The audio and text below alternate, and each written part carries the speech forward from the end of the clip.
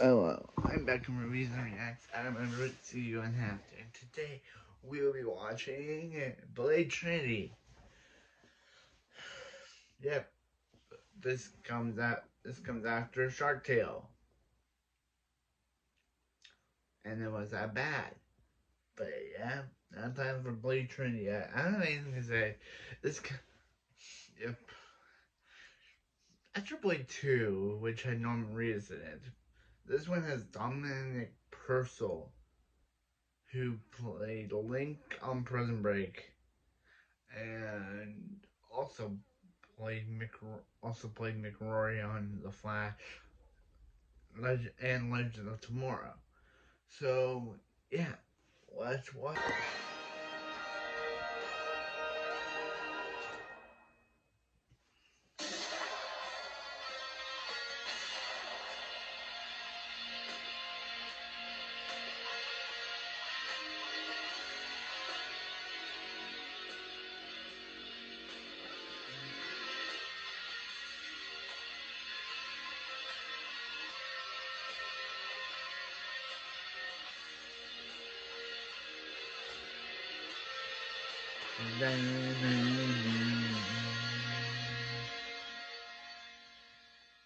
Hello, I'm the Nostalgia Critic guy, remember? So you don't have Hey, Crick. Well, after the smash hit Blade, and the even bigger smash hit Blade 2, New Line decided, let's do a bad one.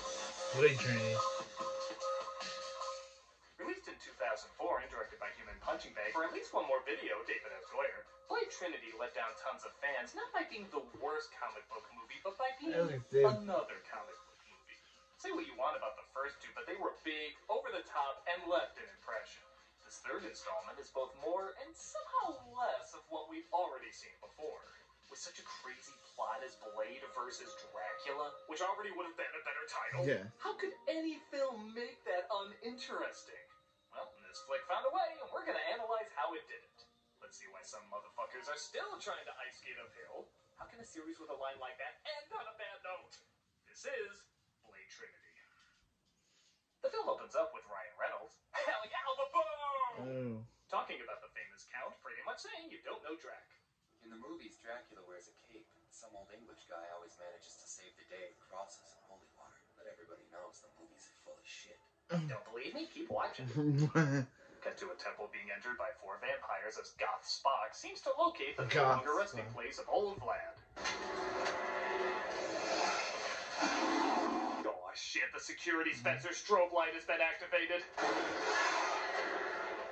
They cut before the dollar store rave begins to an interview with a psychiatrist and the chief of police. So naturally, let's talk about vampires. True health can only be achieved if we reconcile the body and the mind. How's it fit in with vampires? Are you really shocked this is on cable news? We should focus on characters like this Blade criminal. I want to hear about this character, Blade. This is already kind of a problem. I get the feeling this film wanted to do like Frank Miller's Dark Knight, where there's news commentary on Batman, but Blade was fun because he was so secret. Yeah. He was fighting a war between these ancient beings that kept this all under wraps. And he was good at staying under wraps too.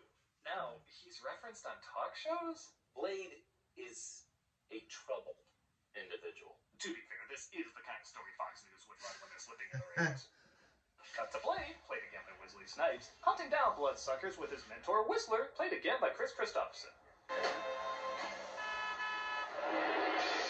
What? The one thing every Wesley Snipes movie gets right? Wesley Snipes. Yep. Honestly, the opening fight sequence is fine. Not as much martial arts, but an appropriate amount of badass silliness. Things go south, though, when Blade discovers one of them is human, and this was all a setup to frame him for murder. This guy's pretty happy for being a pawn sacrifice. Set your sorry ass up. I mean, for this you'll get off easy, but wait till you see the audit coming your way, man. The FBI turns him into public enemy number 1, and they try tracking him down. Media's eating it up. They're waging a goddamn PR campaign. Now it's not just vampires we gotta worry about. It's hashtags, MSNBC, replacing your voice actor, even though you ain't a cartoon. I do like the idea that city life is so strange vampires can say out loud who they want to kill and nobody cares. Keep me on board. Oh, looks like we got ourselves a combo meal. Fools, don't Don't you know when you see French bread in a paper bag, it's always fake groceries? It's like barrels in an action movie. They're there to be destroyed. Fuck you. And the bird lady from Home Alone 2 plays up nice. This is Abigail, played by Jessica Biel, who's doing a much better job protecting herself than Blade and Whistler. Jessica Biel? Is being broken into Are by you saying police. Jessica? Let's get your plan, Wilson. Wait, Time to take these cowboys down. wait, Jessica Biel, the person that created one of the best freeform shows of all time, Cruel Summer. Jessica Biel, the Jessica Biel that created also that show The Sinner. Jessica Biel, she's in this. Let's go, let's go, let's go! Hey, remember the first film when they said, I can go to the police. They own the police. remember what a creepy idea that was, and it gave you the magnitude of how big this all is? They even had that one cop henchman who worked for him. Oh, now they're just schmucks. Yeah. Like, if they own the police, why did they need to frame Yeah. him? Just send the cops to begin with. It's like killing off Whistler just to bring him back, just to kill him off again. Oh. Clip's a little delayed on this one. There we go. Angry reaction! Yes, Whistler blows himself up rather than be taken prisoner. And you do have to ask the question, how is Blake going to react to that? Because we've already seen this in the first film. He was paralyzed with grief, and in the end, he couldn't even look at him pull the trigger before turning. It was a quiet, powerful moment. Obviously, they have to do something different the second time he dies, and, well, it is different.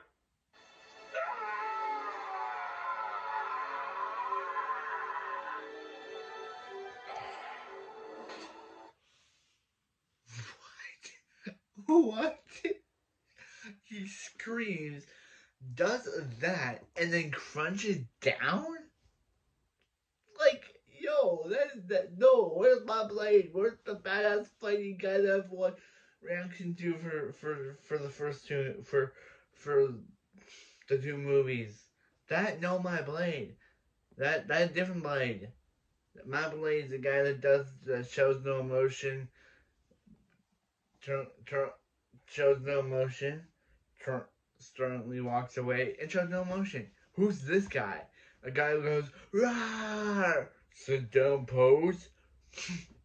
Yeah, that was a cool scene. Who is that? I think we need a... Hashtag not my blade. Who that? Sit down, pose. Attack. I think we need a play-by-play of that. You'll notice he limbos and pelvic thrusts both at the same time, as if to say, I hate your low-bar death, now take my dick. We then cut to an awkward green screen keying effect, in which we see a keyed blade actually looks less three-dimensional than a key blade. Next, he impressively lays an egg off camera. The crew thought he had a case of the squatting shits again, but he was just giving birth to poultry. And finally, it ends with his reaction every time somebody asks if he was into Wong Fu. It's a shame the Academy didn't consider this for an award, but I'm sure Snipes would have preferred a ceremony people would watch. Hello, Blade. He lays an egg. Approached by the psychiatrist from the opening, who no doubt takes the murder of the hundreds of people that Blade killed very seriously. I think somebody here wants to talk about vampires. Vampires. You're the doctor everybody thinks about when they hear the president has to take a mental test before serving. Tell me about blood. You drink blood. You ever feel sexually aroused? Sorry, I was the doctor for Angelina Jolie. I have to ask everybody that now. I'm starting to wonder what your relationship with your mother was like. A very sweet taste of saliva. Delicious physical intimacy. Mr. Goyer, did your doctor's therapy notes work their way into this somehow? Yeah. It turns out the psychiatrist is working for the vampires as the Parker Posey posse arrives to take him away. The humans around. We use them to flesh them out. I have to admit, she might be my favorite part of the movie. Yeah. As she looks like popsicles of Steven Dorff and Brad Dorff melted onto the face of a Monster High doll. I should have ripped his bleeding heart out when I had the chance. We had Blade. We had him. If her job is to suck the blood of the scenery, she's the human equivalent of the sound effect.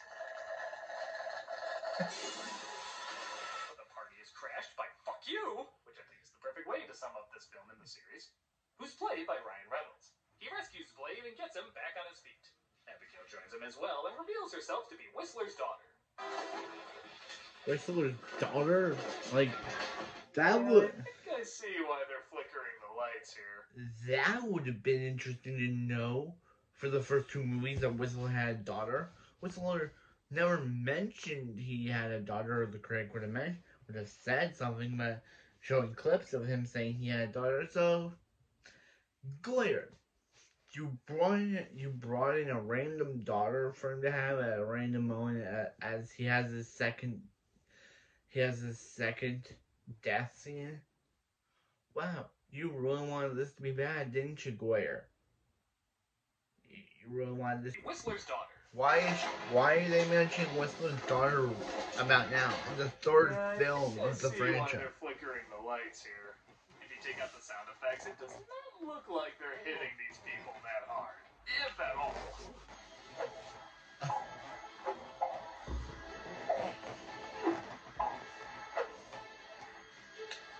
Strange to replace the martial arts with flashlight tag football.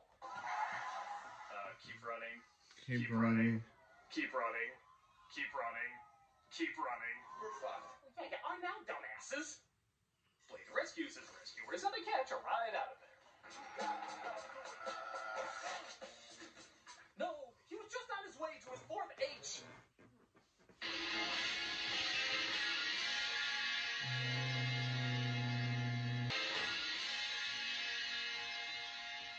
So Blade is introduced to the Night Stalkers, which sounds like... Help me out here. Sounds like rejects from a Saturday morning cartoon. A guy who hunts vampires said that. Think it over. Ever wonder what the male equivalent of side boob is? I used to be one. Of course Ryan Reynolds discovered it. Speaking of which, he gives the lowdown about what they're up against. Her name is Danica Talos. And unlike typical vampires, her fangs are located in her vagina. Moving on. Reynolds might be the only dweeb-turned superhero while he was a superhero. If he's supposed to be the cool one, who's supposed to be the geeky one? Shit. Patton Oswalt. And Hottie. I too was shocked he was picked for this role. Have you ever been laid? Many times. With ladies. Not that there's anything wrong with being laid by a man. You know, it's ironic. This Patton Oswalt would probably be called out by current Patton Oswalt. Meanwhile, we see the vampires are seeking to destroy Blade by calling on the help of the risen Dracula, played by Dominic Purcell. Oh, Dominic Purcell. Moving at the speed of a living statue. You're nothing but shadows if your form is soft. Look how far you've fallen. Now, if you've seen this guy on shows like Prison Break, you know he's a really good actor. But casting him as Dracula, the vampire lord of darkness, is an impressive miscast, to say the least. I get what they're going for, like the ultimate lethal specimen, so he'd be really big and strong, but look at him. He's not the ultimate vampire, he's the ultimate vampire henchman. If you saw him in a lineup of Draculas, you'd think he'd be the one bodyguarding these guys. With that said, he does get a funny scene when he observes how people see him years later. We've got Dracula lunchboxes, bobbleheads, even vampire vibrators. Dracola. Makes you want to cry, doesn't it? Agreed, you came up with Dracola, but not Dicula for the vibrator. Boy, they really wanted to emphasize the count part over the chocolate element back then, didn't they? It's okay! Everybody will look at you differently once the Dark Universe gets rolling! Blade helps the Night Stalkers try to locate Dracula, while also helping speak to a younger, hipper crowd. I still listen to MP3s when she hunts. It's like her own internal soundtrack, you know? Darkcore, trip-hop. Yeah, if there's a problem we had with Blade, not cool enough. I mean, come on, there's no better way to end an interrogation when your victim's phone rings like this. It's for you. Hello? Replace that man with the old "can you hear me now" guy, and I'd be happy. They locate for round 2, but he runs away because, you know, he's the most powerful vampire. He kidnaps a baby, though, forcing him and Blade to chat. Look at them down there, scurrying around like insects. Wrong Lugosi role you're imitating, but I'm curious to see where this goes. I think this line was written just to see if Snipes would say it. Of course he would. It's been about an hour in the film since Whistler died. Maybe his daughter should have some kind of reaction to it.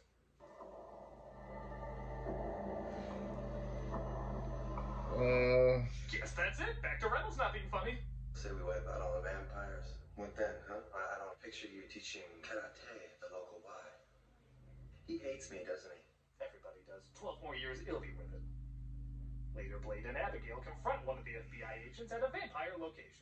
Did I mention yet that Snipes has all the best scenes? What's behind door number 1? They killed me.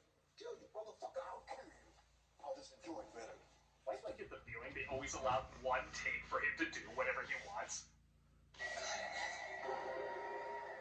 So that's where chicken nuggets come from.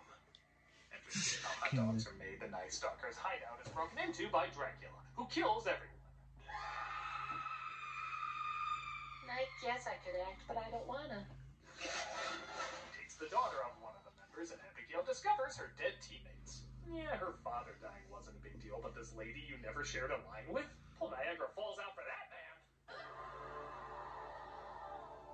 Blade's bedtime manner once again? Use it. Use it. Use it. Aw, he would have been a great dad. Daddy, I had a nightmare. Well, how do you follow up this apparently emotional moment? You know films aren't buffets, right? You don't just grab random moments to put on your plate.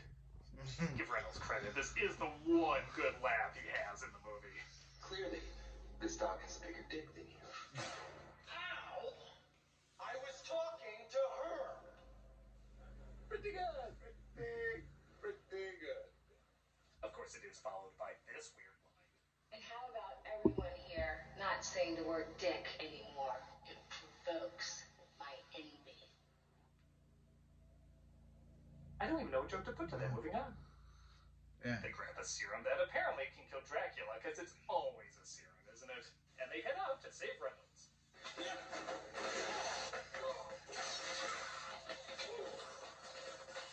Not gonna lie, I kind of thought the henchmen would be a little less WeWork employees. I have a startup. I have a startup. I have a startup. I have a startup. I have a startup. I have a startup. Ready to die. Fourth ball admitting, motherfucker. Motherfucker. I like that. We're in Vancouver. Everybody was too polite to talk that way. Blade battles Dracula, but I'm not gonna lie, Ryan Reynolds battling Triple H? What? This is just how me and Sandra Bullock rehearsed for the proposal. He transforms into, I don't know, Darth Maul's hemorrhoid. But the serum is injected into him, killing him off. The FBI break in and find Blade unconscious, and they try to operate on him as he was affected by the serum too.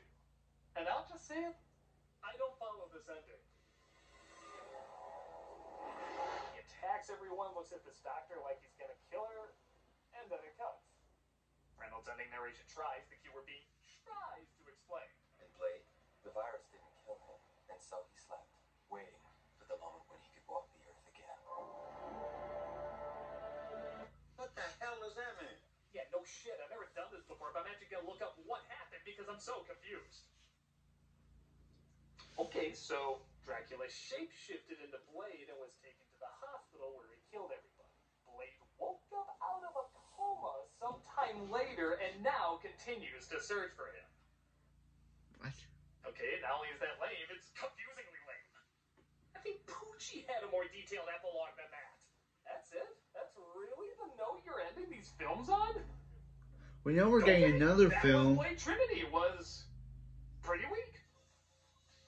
There's an occasional cool moment or good laugh, but compared to the other two, hell, just compared to action movies in general, it's just dull.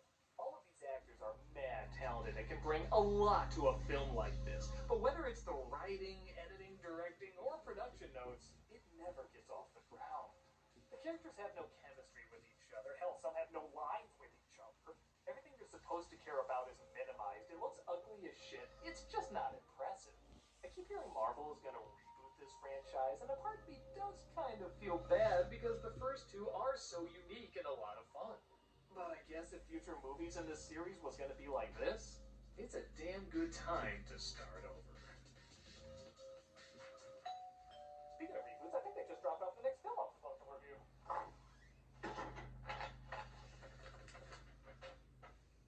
Mulan.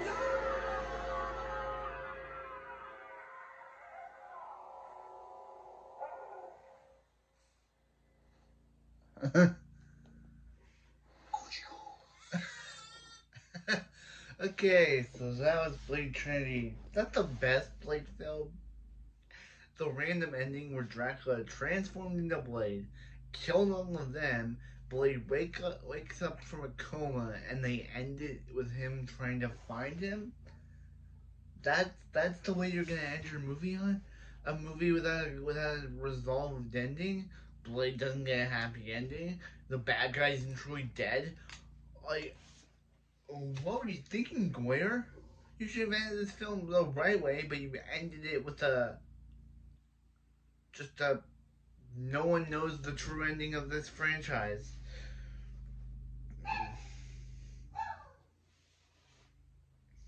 So that's Blade Trinity, huh? The first two Blade films were better.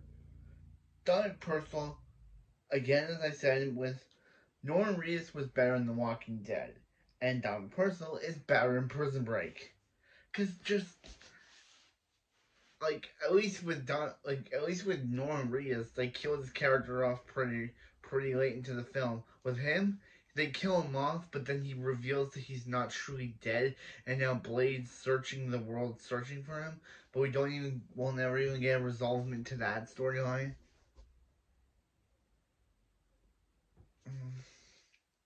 So this was Blade Trinity. Not a very good film because the ending isn't even well deserved. Like, we're not even gonna get, hopefully next Blade film can actually resolve this franchise's mistake, because this was a mistake ending. But anyway, yes.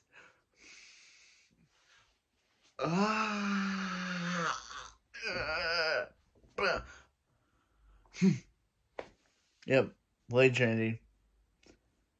We see a film where Whistler dies, they introduce his daughter, which we've never heard of before, and Wesley Snipes poops out an egg.